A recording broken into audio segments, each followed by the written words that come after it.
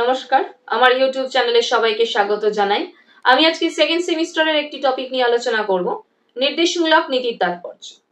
নির্দেশমূলক নীতি কি?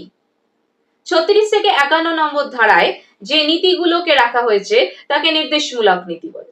সংবিধানের 4th অধ্যায়ে 37 নম্বর ধারায় রাষ্ট্রের নির্দেশমূলক নীতিগুলোকে মৌলিক নীতি হিসেবে গণ্য করা হচ্ছে। এই নীতিগুলো কিন্তু আদালত কর্তৃক বলবৎযোগ্য নয়।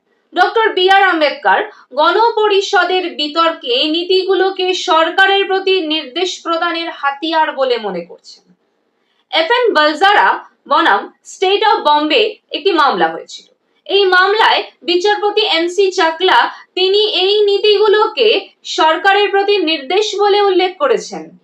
যেমন 41 নম্বর ধারায় বলা হয়েছে কর্মের অধিকার, শিক্ষার অধিকার, বেকার, বার্ধক্য, পীড়িত অবস্থায় সরকারি সাহায্য লাভের যে অধিকার সেগুলোকে বাস্তবে কার্যকর করবার জন্য আদালতকে কোনো রকম ভাবে বাধ্য করা যাবে না।